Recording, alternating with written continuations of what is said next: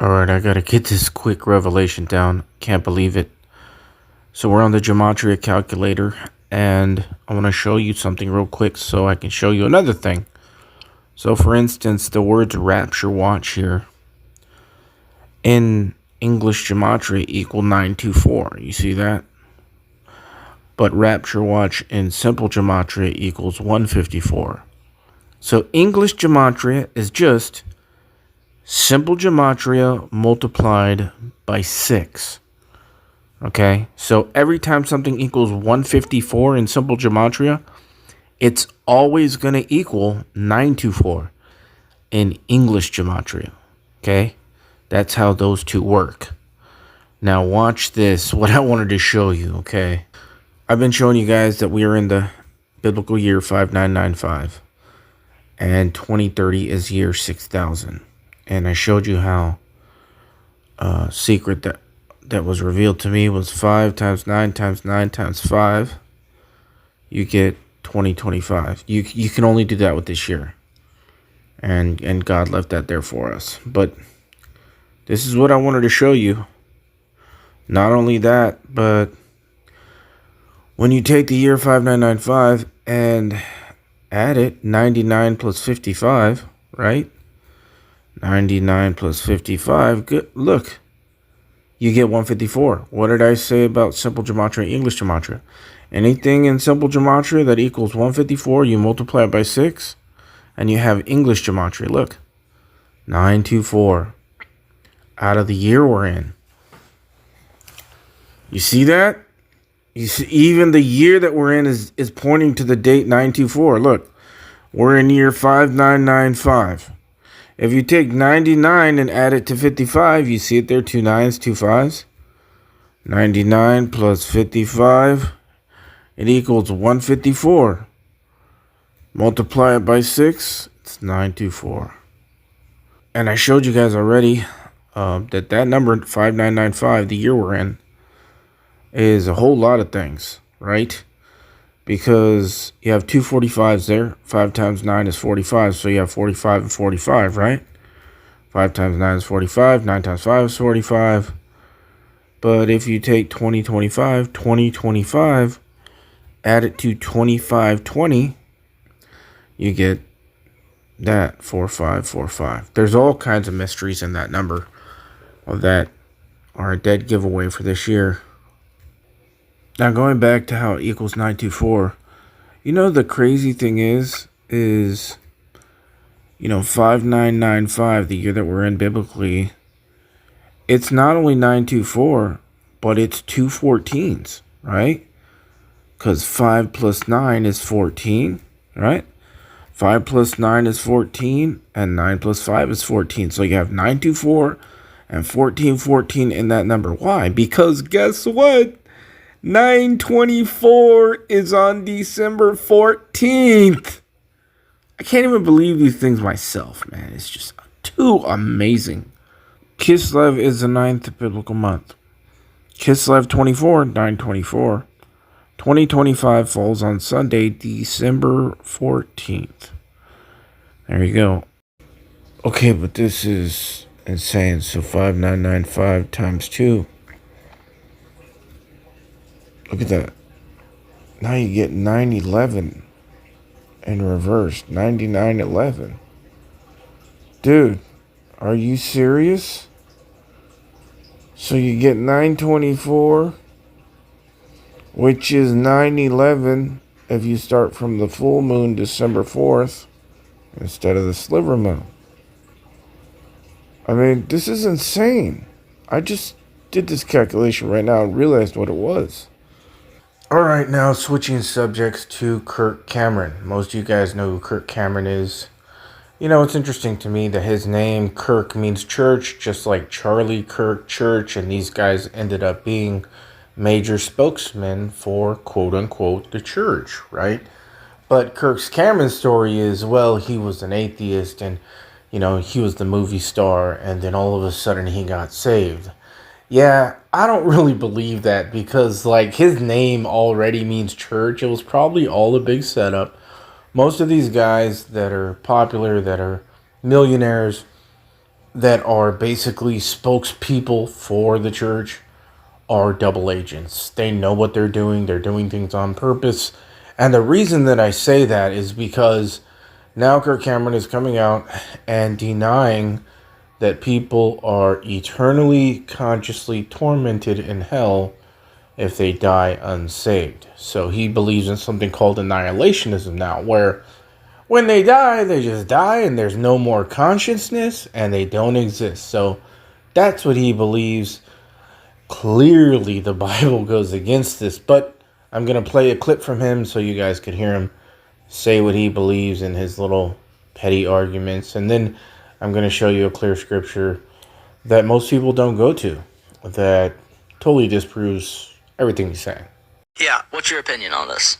So my position, as it stands today, and again, the beauty of this is that we're always learning and growing, right? So I'm open to new light. If you guys have a position that you can share with me, I will gladly change my mind. I used to hold the position of conscious eternal torment because that's just what I was taught by people that I love and trust. I've learned that there are other positions, and a very robust argument can be made for conditionalism or annihilationism, as Edward Fudge posits here. And it fits the character of God, in my understanding, more than the conscious eternal torment position, because it brings in the mercy of God together with the justice of God. It doesn't leave judgment out. It is just, but it also fits with the Old Testament picture of the fate of the wicked, which is to be destroyed, it is to die, and it is to perish, not live forever in an eternal barbecue. And the classic verses that used to get me into eternal torment, the punishment, everlasting punishment, everlasting destruction, fits beautifully with a destruction, punishment, judgment that is irreversible and lasts forever. That is the eternalness of that punishment and that destruction. So that's where I am today. All right, so the scripture that I am not going to use is Lazarus and the rich man, where Lazarus was the beggar and the rich man was the rich man, and the rich man lifted up his eyes in hell because he was wicked.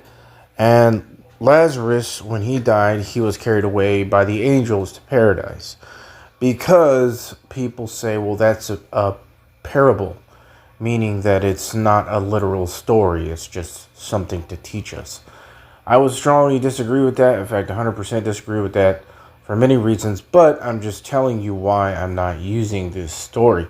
However, the scripture that I am going to use cannot be mistaken for something metaphoric. It absolutely cannot. Scripture that I'm going to use, most people don't use it. I don't know why, but it is perfect to see that people are consciously in hell when they pass away if they are not saved. So we are in 1 Peter chapter 3 in the King James Bible, and I am starting at verse 18.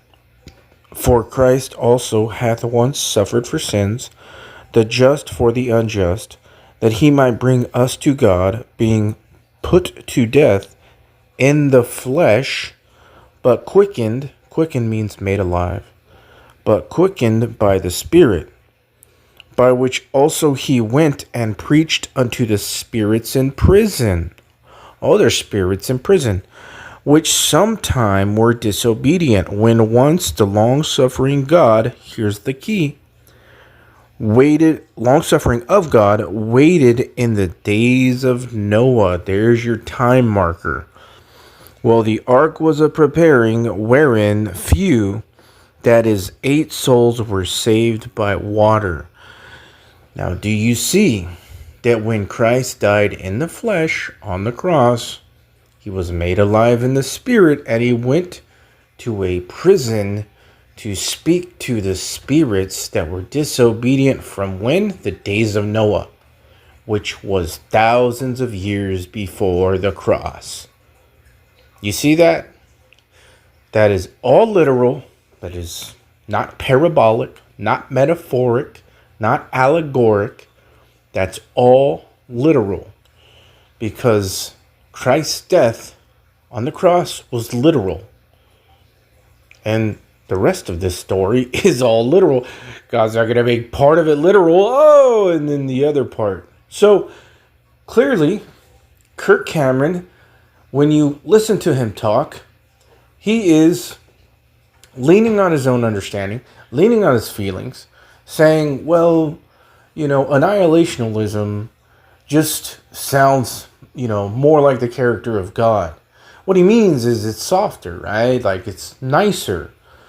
But he fails to recognize, I don't know what God he's talking about, because in the days of Noah, God saved 8 people and killed the rest of the world by drowning to death. Probably blunt force objects hitting them all over the place. Violent death to millions of people, except 8 people on the ark. How about that for the character of God, Kirk Cameron? What else? I mean, how many stories do you have to look in the Bible and you see the vengeance of God that it's terrible? I mean, in the sense that it's very horrendous. See, this is the thing. This is, the modern day soft, not sticking to scripture, leaning on your own understanding, going by your feelings gospel. You start to get stuff like this. And again, Kirk Cameron, probably a double agent. This is probably all planned to cause what happens in the last days, a falling away from the faith. So they're manufacturing it. They're causing it on purpose. You think that, Kirk's name just happened to mean church. And he just happened to be the big spokesman for Christianity. And he has this, anybody coming up from Hollywood that's popular like that, growing pains and stuff like this, of course, they're part of this beast, right? So, his name is church. And then automatically he turns from an atheist to a Christian. And he shoots right to the top in popularity and all these things. Come on, man. This is all planned, man. They're trying to, it's seducing spirits and doctrines of devils. And that's what all this is. And then Kirk Cameron mocked hell, and he calls it an eternal barbecue. Well, wasn't that what Sodom and Gomorrah was, a barbecue? So what God is Kirk really talking about? I thought this guy was supposed to be all about the scriptures, right? Let's get the scriptures right. But he mocks eternal hell by calling it a barbecue. But yet God gave us an example of hell on earth with Sodom and Gomorrah.